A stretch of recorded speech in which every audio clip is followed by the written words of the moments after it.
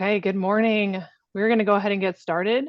My name is Ann Ross. I'm going to be your host for today. I am the Manager of Education and Awards here at AIA Chicago, and this is Submission Success, Mastering the Art of Award Entries in the Digital Era. Thank you, everybody, for being here. So a little bit about me. I am fairly new to the AIA Chicago staff.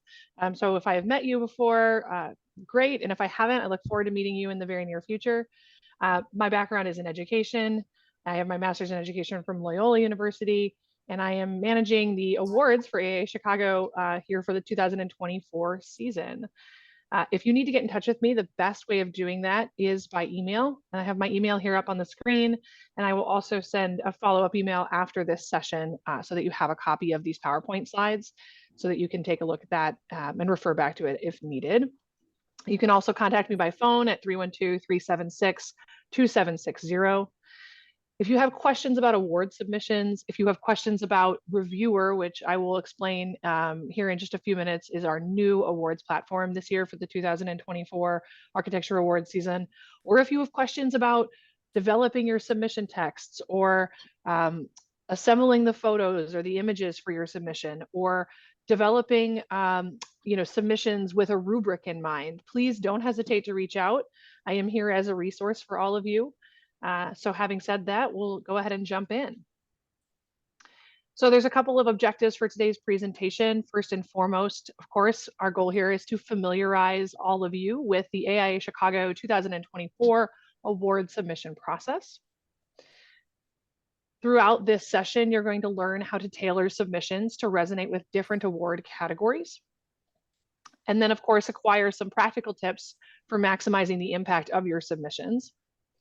And so we're going to go about this in a fairly systematic way. We're going to do a warm up in just a second so that I can get a sense of kind of who all of you are and what you're hoping to gain from this session. And then we will spend some time going through a general awards overview in which we will talk about kind of what all of the awards require from you in terms of your submissions. And then we'll break it down into the more specific requirements and take a look at sort of the similarities and the differences between the different awards categories that you have the option to submit to this year. Towards the end, we'll talk a little bit about best practices and common pitfalls that we see as staff. And we also have some sort of suggestions from this year's members of the jury in terms of what they're looking for or what they are really excited to see in your submissions. We will spend some time at the end doing some questions and answers. If you have questions that come up across the presentation, I ask that you take some time to write those in the chat, and we'll start with the chat when we get to our Q&A portion, and then we'll move into kind of a broader discussion at that point. So to get us started, I'm going to go ahead and put a link in the chat to a survey. It is 3 questions long. If you could take a moment to answer those 3 questions, we will look at those together in just a moment.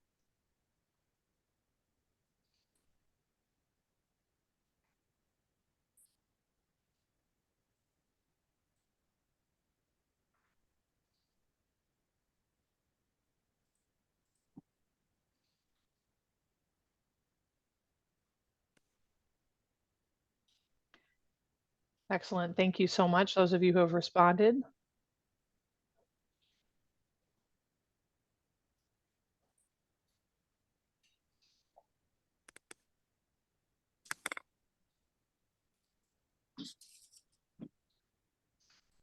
Fantastic. Okay, looks like a few of you are still responding, but we can take a look at our results. I think we have some interesting things here. So this first question asked, has your firm ever participated in the AIA Chicago Architecture Awards in the past? A whopping 85.4% of you have, which is fantastic. I'm so glad that you're back this year. For the roughly 15% of you who have not participated or your firm has not participated, welcome. And hopefully this session is meaningful and helpful for you. In terms of your personal involvement, it looks like about 3/4 of you have participated and about 1/4 of you have not. So hopefully through this session, we'll be able to get some of your individual questions answered. But if anything comes up that you feel would be personally helpful to know, please, again, put those questions in the chat and we'll address them at the end.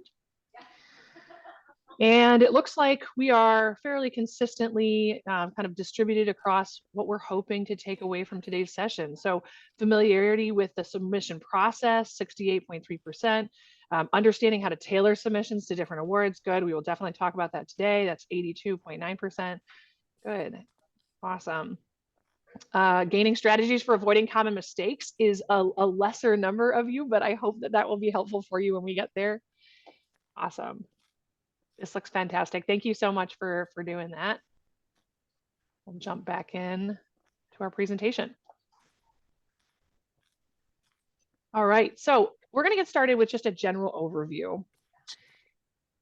Of course, you already know what the AIA Chicago Awards are. That's why you're here in our meeting today. But just to kind of bring it into focus, the AIA Chicago Architecture Awards celebrate excellence in design, sustainability, and social justice, fostering a culture of design excellence for equitable, sustainable places and spaces. And these awards intend to do so by honoring outstanding work by AIA Chicago members and their firms, by emphasizing the value of great architecture, and by highlighting contributions to designing equitable and sustainable environments. We have a variety of award categories that we have open this year. Of course, we have our Design Excellence Awards, and there are some subcategories within there, which we will talk about in more detail in a few minutes. We have our Decarbonization Award. Back this year is the Divine Detail Award. We also have two awards that are a little bit different. One, the Roberta Feldman Architecture for Social Justice Award, and then our Lifetime Achievement Award. We will talk through all 5 of these awards here today. And then we will look at some of the similarities and differences between them in terms of what they require from you, the individuals responsible for submitting on behalf of your firms. So the process is fairly simple. Between now and May 24th, 2024, we ask that you assemble and submit your materials for consideration by our juries. Once we have all of your submissions in hand, we will assemble our juries, and our juries will deliberate. Those meetings are held throughout the month of June and in some cases in early July, depending on the award. We will notify finalists towards the end of the summer. That way you can make sure that your firm has secured tickets to our celebratory event Design Night, which is going to be held on September 5th, 2024. And then, of course, we invite everyone who has submitted to join us for Design Night and celebrate all of the fantastic architecture projects that we have here in Chicago or elsewhere, but produced by Chicago firms. So let's take a look at the requirements for all of our awards. All of our awards this year are going to use an online platform called reviewer.com. It's not a typo. It is really review with just the R. And I will talk a little bit more about that in a few minutes, but I just want to make sure that everybody who, those many of you, it looks like about 75% of you or so who have participated in this awards process in the past, I want to be very clear that we are not using Awards Force this year. We are using Reviewer. Because that's a new platform for us and of course a new platform for you, I do encourage you to kind of get in there early and take a look at it and make sure that it makes sense and that you don't have any questions, and reach out, of course, if you do, because it looks a little bit different from the platform that has been used in recent years. When you submit, regardless of the award that you choose, we will be requiring you to complete some kind of general information. I have a summary chart here on the slide for you that covers what that kind of entails, but because this is required for every award, we really encourage you to prepare this on a separate sheet of paper or a separate document so that you have that kind of ready to input, and that makes that process really quick for you as a participant in the submission process. We will also be asking everyone to submit a description of their project, so the project details, some short responses that are specific to the award category. We are asking that you submit your images in 2 different ways this year. There are some exceptions to that, which I'll talk about in a few minutes, but everyone will need to submit images and everyone will need to appropriately credit those images. And we'll talk about that in just a few minutes. Of course, you'll need to include some contributor information. Of course, we do require that you make payment through the AIA Chicago website, and there is more information about that on the rules and regulations documents for each of the awards, as well as on our website, as well as on Reviewer. So if any questions come up, please don't hesitate to reach out, but that information is in a couple of different places for you. There are a couple of exceptions to this sort of list of general requirements. The first being that the Lifetime Achievement Award has quite different requirements. It requires that you submit not through reviewer at all. So that's a big exception. And then of course, the other exception is the submission details are a little bit different for the Roberta Feldman Award. So we'll talk about that in just a moment. So like I mentioned, Reviewer is our new award management software this year. It is very submission focused, so it is designed to be very user friendly. One of the things that we liked about Reviewer when we were looking to potentially switch away from our old platform was finding a platform that made it as easy as possible for those of you who are submitting on behalf of firms to go about that process. This is our first year with Reviewer, and like anything, we anticipate that there may be a few bumps or hiccups. We just ask that you be patient with us. And if you note anything in your submission process that you think might be an error or it is confusing, please don't hesitate to reach out. Again, I will send out my contact information after this, and I am always available to help you troubleshoot or to try to help figure out if something isn't working correctly. It is helpful if you reach out sooner rather than later, so that in the event that we need to speak to Reviewer, we have a little bit of time to do that. But please, don't hesitate. There are no questions that are too small. All you need in terms of accessing Reviewer is an account, which you can make very quickly on their website, and of course your submission materials and responses as you intend to upload them.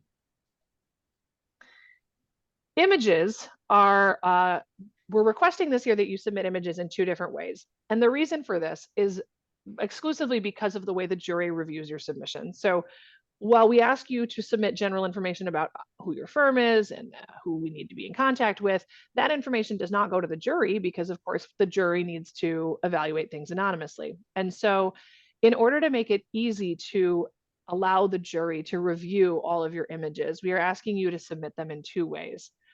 The first way is submitting your images individually. This is similar to what has been done in previous years. Of course, every image should be accompanied by a title, a description, the appropriate credit and copyright notice. But to make it easier on the jury to view all of your photos so that they can enjoy all of the different pieces of your submission and give it the maximum amount of consideration, we are also asking that you submit a second file for each of your applications containing all of the images in one single PDF. We ask that you keep that PDF to 10 megabytes in size or 15 pages in length. And the reason for this, of course, is so that they can view all of those images in one spot together as you intend them to be seen, right? The individual images, the reason we are still asking for those as separate files is because in the event that your firm wins, your project that you've submitted wins in a particular category, we use those photos for publication purposes. So it's very helpful for us to have them as individual files so that we can create all of the different wonderful publications that we create to highlight your work. But for the purposes of the jury, we ask that you submit that single PDF. Now, looking at some of the individual awards at a little bit of a closer view, for the Design Excellence Awards, there are obviously some subcategories. These are determined around the size of your project. So in addition to those general requirements, you do also need to let us know in your application which size classification you are applying for. I have a graphic on your slide here that indicates kind of the cutoffs between different projects. I do want to note, however, that if a project is a single family home, but it is larger than 5,000 square feet, we will automatically assign it to the architecture extra small category for the purpose of making sure that we are doing sort of apples to apples comparisons between projects.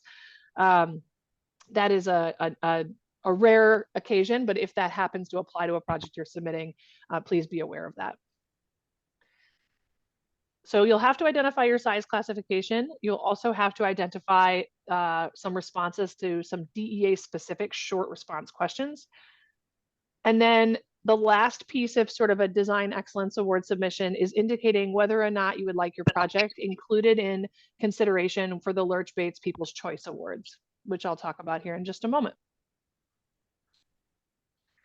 The deadline for the DEA applications is the same as the deadline for all of the awards in this year's awards portfolio, which is May 24th at 5 p.m. If you should choose to have your design excellence submission considered for the Lurch Bates People's Choice Awards, you will additionally be asked to pay a small additional fee. So just be aware of that. These are judged a little bit differently. They are not judged by the jury that looks at the DEA awards. They are judged through a public vote. And so these work just a little bit differently. In terms of your submission, it's simply a checkbox at that juncture. It's, do you want it, yes or no? And if you say yes, then you kind of, your submission finds itself in a new kind of pool of submissions, which will then be judged by the public. Only projects submitted to the 2024 AIA Chicago Design Excellence Awards will be eligible. So if you are submitting your project to the Divine Detail category, for example, it is not eligible for the Lurch Bates People's Choice Awards unless you are additionally submitting that project or the larger project to one of the DEA categories. Again, the deadline is May 24th at 5 p.m.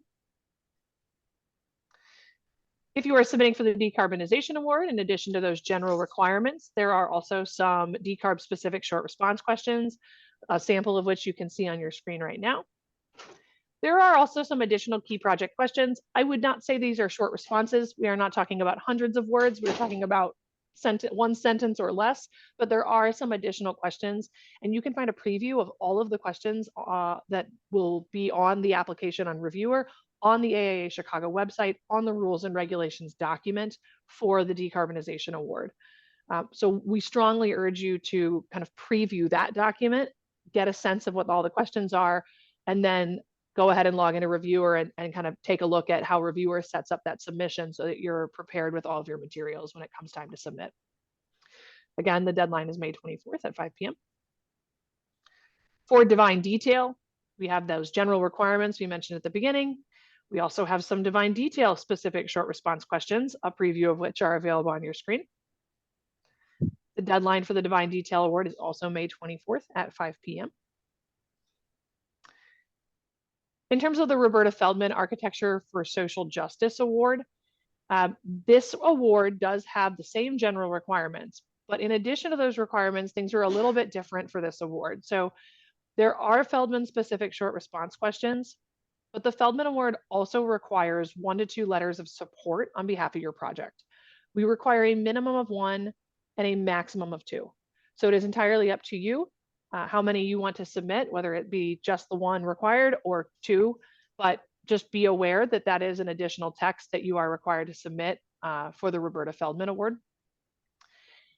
Feldman is also a little bit different than some of our other architecture awards in that projects submitted to the Roberta Feldman Award can submit non-imaged based illustrative materials to support their submission. So for example, a submission to the Roberta Feldman Award might find that it is helpful to provide a video of some kind or a video clip of some kind in order to support their submission, or perhaps a passage from a text like a curriculum in support of their submission. Of course, in those cases, it doesn't make sense for those to be compiled together alongside images in a single PDF. That gets very tricky, right, from a technical standpoint. So in the case of the Feldman Award, we simply ask that you submit all of your individual files, as everyone else does. And then in the case of still images, that you submit a PDF of those. And we will make sure that the jury sees the still images in your PDF alongside any other illustrative materials that you might include. If you find yourself feeling confused or unsure, please don't hesitate to reach out. Feldman specific submission questions are best directed at Allison Garwood Friedland, and I have her contact email here. You are always welcome to reach out to me as well, or you can put me in CC, but please don't hesitate to reach out if you find that you have Feldman specific questions as you're assembling your submission materials. The deadline for the Feldman Award, of course, is also May 24th at 5 p.m. For our final award that we're discussing here today, we have the Lifetime Achievement Award. And similar to the Feldman Award, there are some exceptions and changes here. So the Lifetime Achievement Award is a little bit simpler in some ways. We are not using Reviewer for this award. This award is intended to honor and acknowledge architects who have made enduring contributions to the built environment and who have significantly influenced Chicago architecture, its community, and the profession. So this submission process takes place in 2 phases. Phase 1 is the nomination phase, which is open right now. It ends on May 24th at 5 p.m., just like all of the other awards. But this process is a little bit more streamlined. Should you want to nominate yourself or anyone else for the Lifetime Achievement Award, there is a Microsoft form available on the AIA Chicago website and linked in these slides. And it's a fairly simple form. It probably won't take you more than 20 or 30 minutes to think through and fill out. It's really just an information gathering survey. The responses to that form will be reviewed by a committee of AIA Chicago members, which includes both fellows and past Lifetime Achievement Award winners. They then take all of those nominees and they reduce that to a smaller list of people who will then move on to the second phase of the selection process. Those who are selected to move on to the second phase will be notified during the week of May 27th, at which point from May 27th to June 21st at 5 p.m., we have our second phase of submissions open, and these are for our finalists. So any selected nominees who move on to the finalist phase will be asked to provide additional information. The materials will be compiled into a single 10-page or less PDF document, and they include things such as a CV or a bio, your headshot, potentially project images, a list of significant works. It might include publications about or by the nominee, peer references, etc. If you are selected to move on to the finalist phase, we will send out detailed information the week of May 27th, including all of the information about what you'll need to submit. These submissions are then reviewed by the AIA Chicago Board of Directors, and similar to the other awards in the late summer, finalists will be notified. So to try to keep this as clear and clean as possible, since there are some moving pieces and different requirements for different awards, we've assembled for you this kind of handy chart that you can reference depending on which awards your firm is planning to submit to. And I will send out, as I mentioned, a PDF of this PowerPoint at the end of this presentation today. And I hope that you'll be able to potentially print this slide and actually use it as sort of a checklist for yourself. But you can see along the left-hand side, we have our awards. We have the evaluating body that examines those awards, the number of honor awards that are conferred, and the number of citations of merit that are conferred. I do want to note that while it is possible that no one will receive a citation of merit, it is exceptionally rare. Usually this number is not 0, but it is possible that the jury will say there is only one person who deserves an honor award. It's just very unlikely, but I wanted to make that quite clear. The submission fee is located next. We do have a discount for small firms, so just be aware of that. And again, you'll see that on our website. You can see just about everybody is required to submit general information. The only exception to that, of course, is the People's Choice Award, because it is simply a checkbox add-on to the DEA submission. Just about everybody, again, is required to submit some form of additional short response questions that are specific to that award. There are a few exceptions, or not exceptions, but I should say there are a few cases where you need something additional, such as the additional questions for the Decarbonization Award, and then the letters of support for Roberta Feldman. All of the awards are due May 24th at 5 p.m. And unless you are applying for the Lifetime Achievement Award, by May 24th at 5 p.m., you can have this stress lifted off your shoulders. In the event that you're applying for the Lifetime Achievement Award, there may be a second step if you or the person from your firm who you've nominated is selected as a finalist. And then again, we welcome you at Design Night on September 5th. We're very excited to have Design Night this year a little bit earlier than it has been in previous years, and we hope that everyone on this call will choose to join us and celebrate. There is a question that comes up quite often with the awards, and I just wanted to take a moment and address it. And the question or the common concern that arises is, this idea that, maybe the design awards favor large firms, that they favor high budget projects, that, my firm is very small. We don't have the capacity to compete with some of these really substantial firms. And we just really wanted to emphasize that our award categories are strategically chosen to reward based on innovative ideas, excellence in design, and the successful realization of project goals. We see small firms win awards every single year, and we think that the way that the award categories are set up allows the playing field to be kind of evened for different firms of different sizes. So we encourage you to apply for an award for any project that you think is noteworthy. We are excited to see all of your projects. And, our jurors consistently note in their comments that they see exceptional design talent across Chicago, regardless of firm size, and that they are excited by projects that small firms submit. Not that they know at the time that the firm is small, but when they see who actually has won after design night, that it's very exciting to see some of these small firms producing these really exceptional projects. So we do have some suggestions in terms of best practices and common pitfalls in terms of submissions. First of all, we strongly urge everyone who is responsible for submitting any portion of a firm's project or projects to read the rules and regulations for that award very, very carefully before developing your submission. You'll find all of the information that we're discussing here today on that document. You will also find an evaluative rubric that describes some of the ways in which the jury is asked to examine those submissions. You will find information about payment. You will find information about deadlines. So it's a really, really great resource that we strongly urge you to access on the AIA Chicago website and download. We also strongly urge you to develop your responses on a separate document before entering them through reviewer.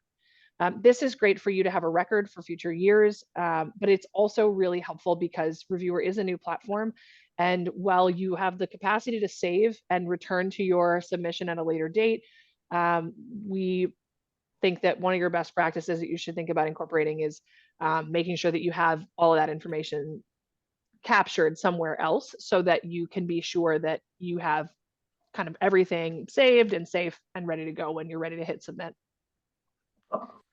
We, again, to reference those rules and regulations documents, we strongly encourage you to read through those evaluation criteria and write your short responses with those criteria in mind.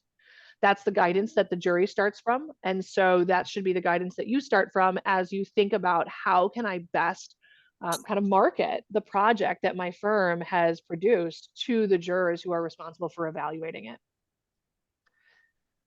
We hear from the jury over and over and over again that they love the images that are submitted, but that they are particularly fond of projects that utilize those images to tell a story. Think about your visual submission as a means of telling a story or telling the jury how they should understand your submission. And we think that having that PDF assembled will really make it clear because you can kind of control that narrative, right? And you can control exactly what the jury sees and in the order that they see it. And of course, please submit on time. May 24th at 5 p.m. is a hard deadline. So if you are concerned that you are getting close to that date and that you are not going to make it, or that there's going to be a concern, or if you're having platform issues, this is a situation where no question is too small, and please reach out early and often. Some common pitfalls or some things to avoid, waiting until the last minute and then realizing you have platform issues. Submitting generic responses. If you've submitted to awards in the past, perhaps you've even submitted the projects that you're considering submitting this year for past iterations of the AIA Chicago Architecture Awards, we encourage you to revisit the passages of text that you've written in the past and really customize them for this year. We also want to really emphasize the importance of anonymity of your submission. You may have text that unintentionally reveals the identity of the firm that's submitting. And so we want you to really think about how you can make sure that your submission does not identify your firm in any way. This goes all the way down to making sure that you're submitting it in a generic font type. So, think your boring old Times New Roman or your Arial, maybe Comic Sans, if you're not horrified by that. But, some firms, of course, have branded fonts, and sometimes those fonts are recognizable to members of the jury. So really thinking about making sure that you're your supporting texts are fully anonymous. And the same goes, of course, for your photos or for your images. Please make sure that your photos are clear, that they are high quality, that they are, contextualized, and that they're telling that story, and that they are completely free of, firm branding or any indicators of the firm of origin. Think about, the kinds of things that might be in the context of the picture that might reveal the firm, and really be sure that you're selecting images to submit that are fully anonymous. And of course, the biggest pitfall is not submitting on time. We've asked our members of the 2024 juries to give us a little bit of a sense of what they're looking for or what they think are the best practices. And this is just a snippet of the kinds of things they said. Members of the jury who are serving for the decarbonization board are very excited to see your data. Show us your data was a consistent piece of guidance or feedback that they asked us to pass along to you. Centering your story on the people and on the impact of your design on people, place, and community. Thinking boldly, executing sustainably, keep it simple, submit compelling photos. Context is everything, right? Share the full story behind the building, and make sure that your graphics and your written texts are clear and concise, and that they are addressing this question of why is it that this submission is worthy of recognition within the specific category that you've submitted it for. And this is really where the evaluation criteria on the rules and regulations documents can come in handy in helping you kind of craft your argument in your submission text about why your project is worthy of recognition in a particular category. Express how your design went above and beyond or deeper and further than the baseline project requirements. I particularly like this kind of teal colored box on the lower right hand corner, because this juror says they're looking forward to reviewing projects that contribute to their communities and neighborhoods in a lot of ways. How does your project connect, support, and honor people and places in its surrounding? So this is just a snippet of some of the kinds of things that members of the jury are looking forward to, but we hope that this gives you some insight into what they're looking for and what they're thinking about and what's going to be important when it comes time for reviewing submissions. So before we dive into the Q&A, I do want to give you a chance to share some ideas with each other, and perhaps you'll have some answers for each other. I see some of you jumping into the chat and answering some of the questions that have been posed already. So what we're going to do here is I'm going to put you in a breakout room, just a couple of people, and we're just going to spend a couple of moments together. Please share, if you're comfortable, your name, what firm you are here on behalf of, and if you're comfortable, what submission categories you're considering applying for. And then if there are thoughts on what it is that you see as the key elements that contribute to a successful award submission, either based on your prior experiences with award submissions or on insights that you've gained today thus far.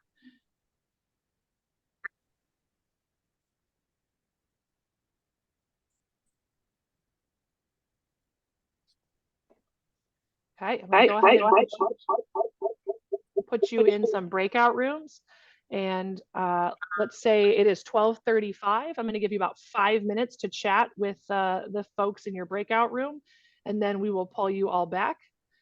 So in 5 minutes, I will bring you all back to the main room, and rooms are open.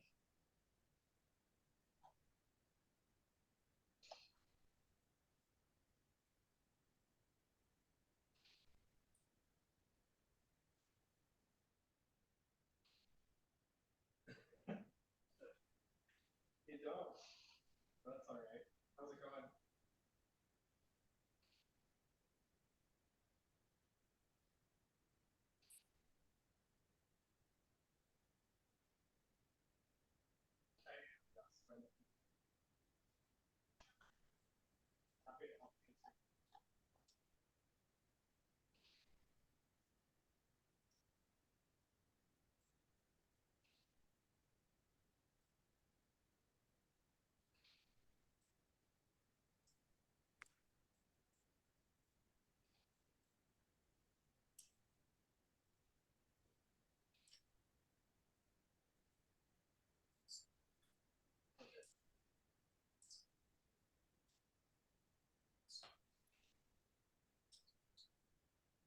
think so, yes.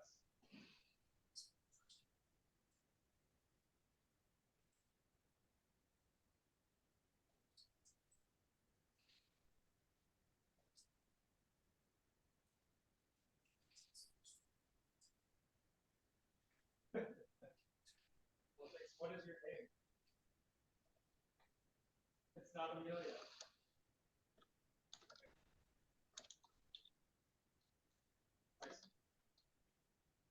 Yeah, it's rethinking the work center. You know, we heard about this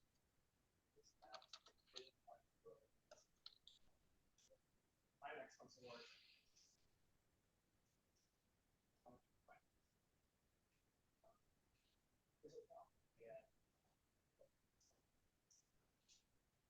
And I actually looked out and seen small projects.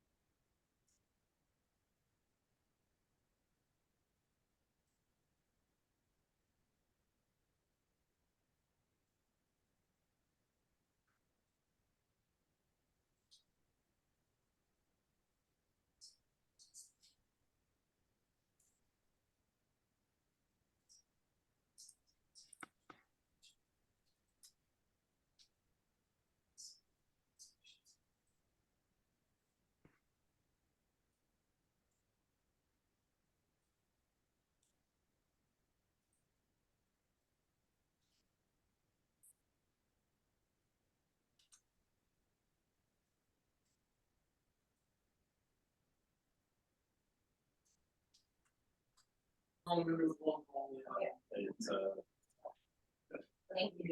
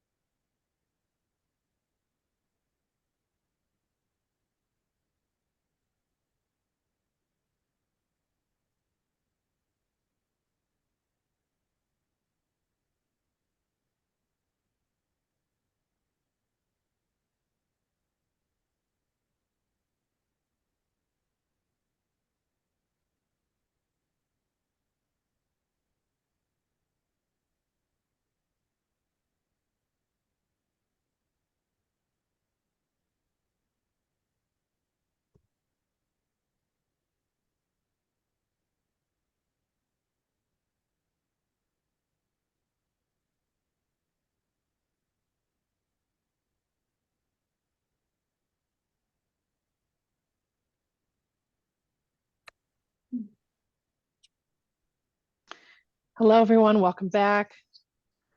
I apologize if anyone's conversation was cut off, but hopefully you were able to share a little bit of insight with one another. Before we open it up to the Q&A section, was there anything that came up in your breakout discussions that you wanted to share in terms of takeaways or suggestions? If anyone is on the call who has submitted in the past and perhaps has won and has some suggestions, now might be a nice time for you to share.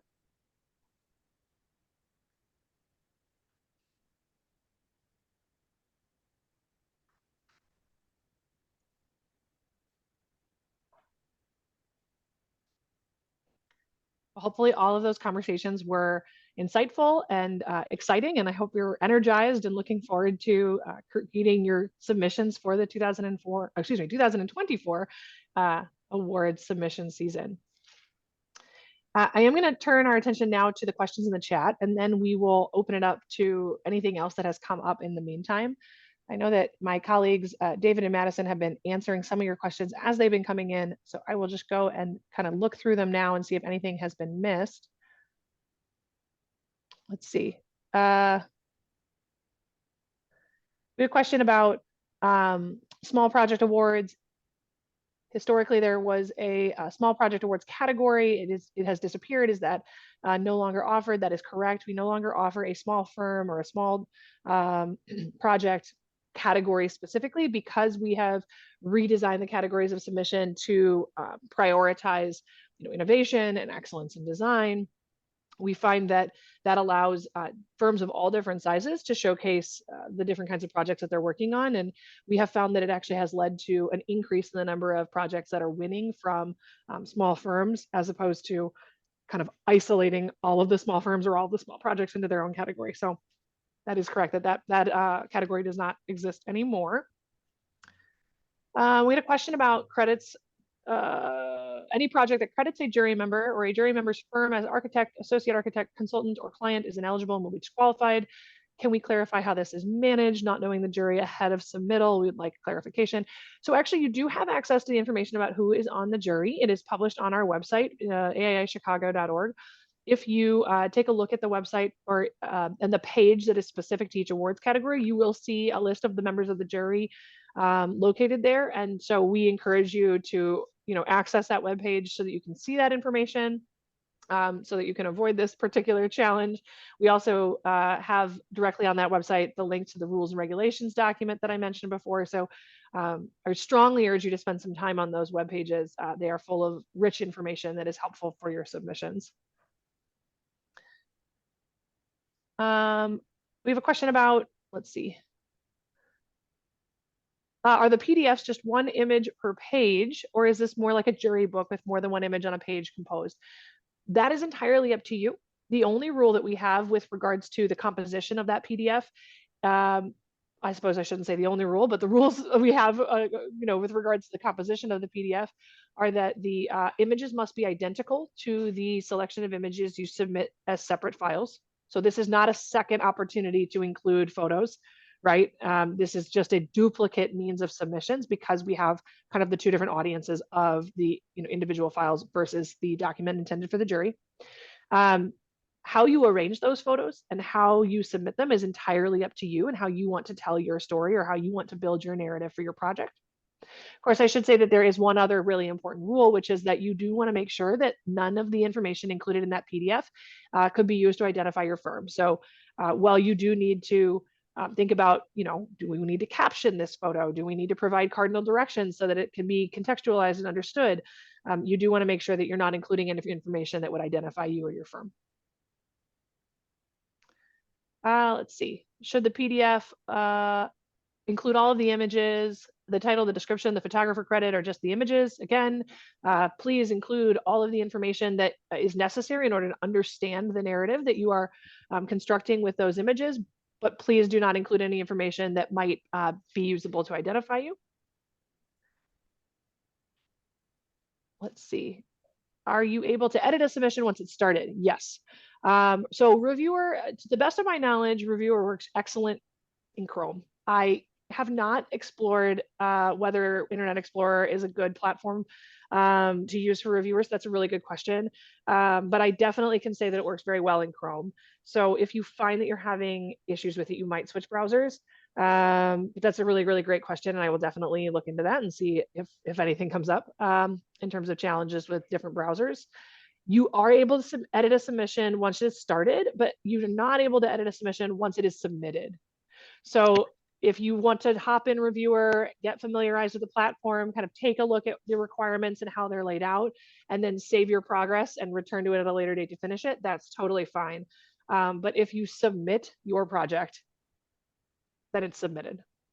Hopefully that's clear. So that was my question. And I have been back to the platform a couple times and I'm not seeing an edit button or how to get back into something to review. Okay, I can contact you offline and I can also include, I'll see if I can come up with a very clear set of directions for everybody and maybe I'll include that in a follow-up communication. Thank you so much. Yeah, absolutely. That's a great question. Because you should be able to do that. It's probably just a matter of making sure we know where all the various commands are. There are questions in the submission form asking how your project fosters community and access to public transportation.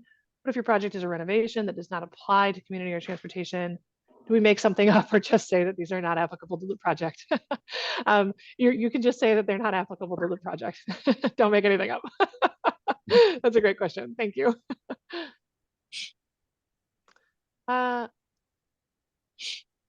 Okay. Questions about data. So I see a question about data. You know, I think if you have a specific submission that you're submitting in particular to the decarbonization award and you're not sure how to best kind of present that project in terms of the data, this is a really good question to kind of reach out offline because it's a little bit difficult to answer. It's kind of a case by case basis. But that's a great question, and I think that's something that maybe we should connect offline about. The recording will be shared up to this meeting as well as a PDF of the PowerPoint presentation. Yes. The firm award, the rules for anonymity do not apply to the firm award, of course, because that would make it incredibly hard to recognize firms, but the firm award for 2024 is already ended. It has closed. So while it is a part of our 2024 awards season and it will be recognized, the winner of the firm award will be recognized at Design Night 2024. The reason I didn't include any information in this submission success presentation is because we have already closed submissions for the firm award for 2024. So that's a great question. I think I answered all the questions in the chat, but if there are others that have come up in the meantime, please feel free to unmute or type them in the chat now and we can address them. I see a couple more have come in. Tony, to answer your question, yes. So it needs to be an architect that submits, and you can kind of co-submit together. But we do require that it be an AIA member, not specific to Chicago, but if it's either an AIA Chicago member has to submit or an AIA member that is doing work in Chicago. So it's kind of those two rules. But for your company, I think this would be great to submit and encourage firms to submit and work with them on submitting. Especially now with Divine Detail, I think that could be a great, award for y'all to work towards. And to answer the follow-up question about the PDF, you can include some descriptive narrative in the form of a caption, but the spirit of this document is to be an image-based document. So this is not an additional platform to write additional submission text above and beyond the word limits that are provided for the short passages on reviewer. So hopefully that's clear.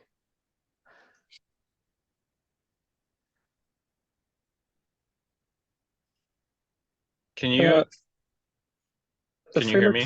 Oh yeah, go ahead, Ben. I had a question about the PDF versus the individual images. If we have a PDF that is, I forget how many slides you said it was limited to, but if those are compiled with maybe 2 to 4 images per slide, is that submitting each of those images individually or submitting that slide individually? This is a great question. So for the PDF, you are submitting one file no bigger than 10 megabytes or 15 pages in length. That could be 15 pages each with its own photo, or it could be 15 pages of collaged photos, but the photos that are included, regardless of layout, have to be an exact duplicate of the individual files submitted. So there's no, in other words, we won't count the number of pages as each a photo. We'll count the photos as a photo. Does that make sense? So if there's 30 photos between 15 pages, we need to submit 30 individual images. So there's a cap on the number of images you can submit for each award. The cap is 15 total, regardless of award. So you could do 15 pages with one image on each page, or you could have a 7-page PDF, right, with some collages that you've constructed. But there is a 15 image cap on all of the submissions, just in total. When you're submitting the photos individually, they do need to be individual photos, high resolution photos, because they will be, if you win, they will be used for promotional images, both in print and digital.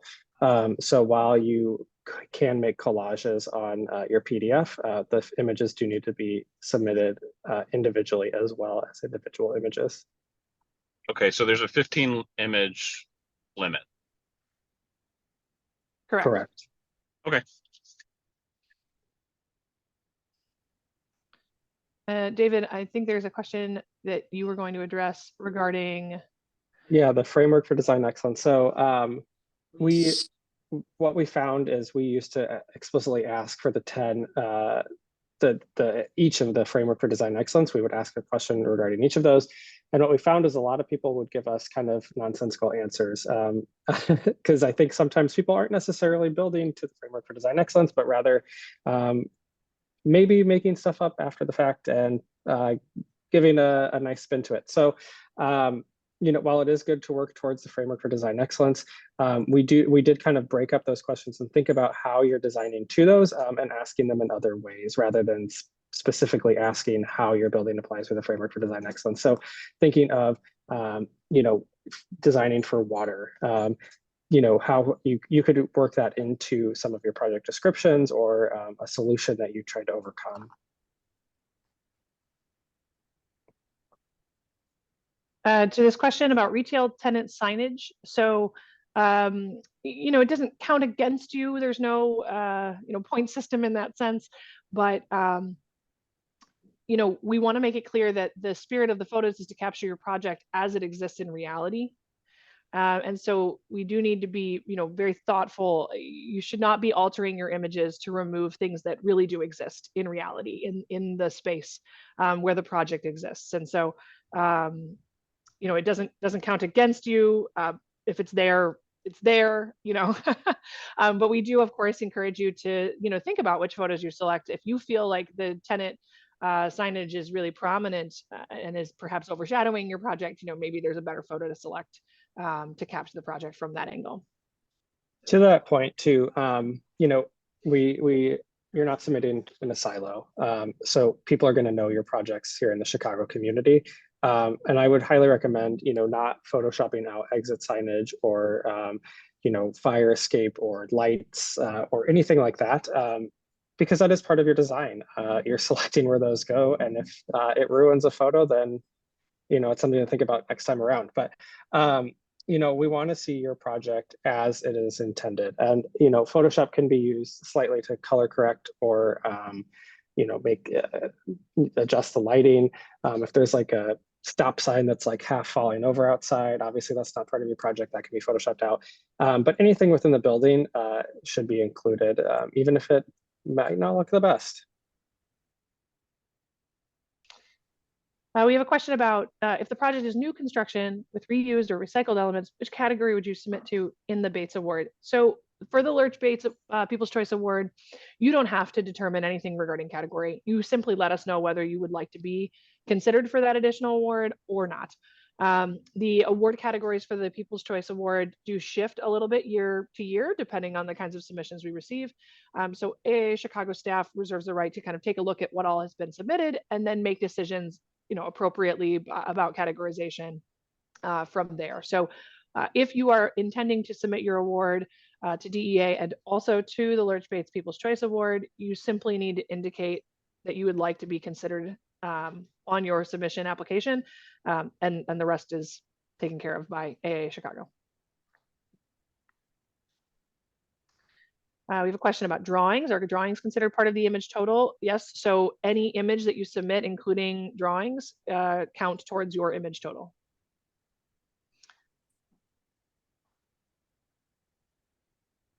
In the past, there was a designated order with an image for publication submitted first, followed by site plan and floor plan.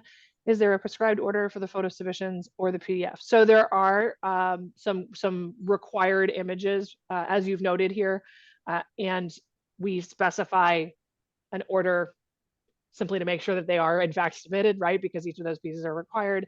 But again, you know, I think as David mentioned a moment ago, the individual images that you submit are really for us to use for the purposes of publication should your project win. That PDF is, however, targeted towards your jury. So you can tell that story any way you like in the PDF, so long as you are within the parameters of our submission requirements. It's entirely up to you. If you feel that a different order of photos would make a more compelling narrative, then that's awesome. And you should feel empowered to make that decision. David, we have a question about high resolution and what do we consider a high resolution in megabytes? I'm going to leave that question for you. For your individual photos, though there is no size limit on the individual photos submitted, it's only on the PDF. So for your individual images, 300 DPI is best.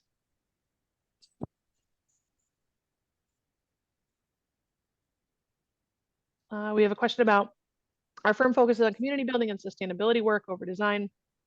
Is it worth submitting if we don't have many designs to show off? Absolutely.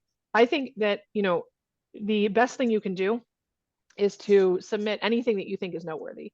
Because, you know, you never know. The jury is looking to commend firms of all different sizes for excellent projects. And so I think that I would encourage everyone to submit everything that they think is noteworthy and is worthy of recognition. If a project is a... Oh yeah, the renovation, certainly before and after and photos are encouraged, but this does count towards your 15 photos, so I would use them sparingly. If, you know, talking about what to include on an individual PDF versus on a standalone photo upload, they all obviously count towards your standalone photo uploads. However, you know, they might be good to pair next to each other as before and after on one page of the PDF. And we have one more question in the chat, and I think we'll stop after that. But certainly if you have more questions, please don't hesitate to reach out even after our session is ended. Our last question, if a project is a renovation of a well-known historic architect's work, is it okay to name that architect? David, I'm gonna let you field that question. Totally, yep, I think that's totally fine. You know, as long as it's not a legacy firm, as long as your firm is not a legacy firm of the same firm that is doing the work, then I think that's totally okay. Thinking about the Thompson Center and the renovation right now, it's the same firm doing the renovation work. You would not want to note that. If it's a totally different architect, if it's a Sullivan building, sure, totally fine. Fantastic. Well, you are more than welcome to have additional questions. Please, again, don't hesitate to reach out if they come up. Before we kind of close and say goodbye, I just want to kind of remind you that before you submit, you should ask yourself a few questions. Have I carefully read the rules and regulations for this award? Do my short responses capture the essence of my project in line with the evaluation criteria? Do my images tell a story for the jury? And have I appropriately credited all my contributors? And then one final note, sometime in the month of June, Dylan Goodson will be taking over for me as your point of contact for awards through September. I am expecting a baby in the end of June. And of course, for those of you who are parents, you know that that's a little bit hard to nail down a date on. So we will be reaching out with more information about how you can get in touch with Dylan. Dylan is actually on this call right now. So If you have questions at any point, especially as we get closer to the end of May or into June about awards, Dylan will be probably your point of contact, but we will reach out with more information as we get closer to June. Thank you so much for attending today. I hope you had an informative session, and I look forward to, thank you, Patrick, and I look forward to speaking with all of you further if you have more questions or concerns that come up, and good luck to everyone who's submitting. Thank you. Thank you so much. Thank you.